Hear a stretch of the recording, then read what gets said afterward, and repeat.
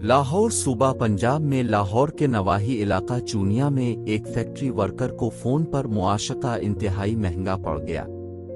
Media reports के मुताबिक यह वाकया चूनिया के करीबी इलाके अला आबाद में पेश आया, जहां का रिहायशी एक फैक्ट्री वर्कर इस वक्त हनी ट्रैप का शिकार हुआ जब गुलशन इकबाल कॉलोनी में फैक्ट्री मुलाजिम रशीद को एक खातून ने फोन पर दोस्ती का झांसा दिया और फिर मुलाकात के लिए इसे अपने घर बुला लिया।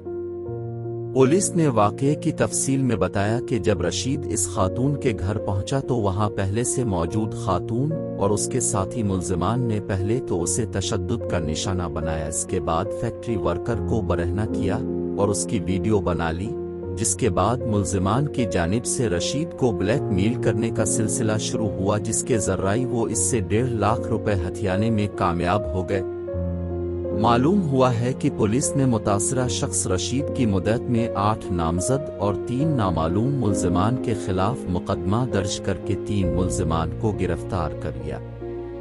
दूसरी तरफ कराची पुलिस ने खुफिया इत्तिला पर कार्रवाई करते हुए दोस्ती का झांसा देकर अगवा बराए तावान में मुलव्वस एक खातून को गिरफ्तार करके मगवी रियाज अली को बाजियाब करा लिया, जिसके खिलाफ उमजर खान नामी शहरी की मुद्दत में थाना सईदाबाद में रियाज अली के अगवा का मुकदमा दर्ज किया गया था। मुल्जिमान ने मगवी की रिहाई के लिए 1.5 करोड़ रुपए तावान का मुतालिबा किया था, जबकि औरत के साथ शामिल दीगर 4 अगवाकारों को पुलिस सरगर्मी से तलाश कर रही है।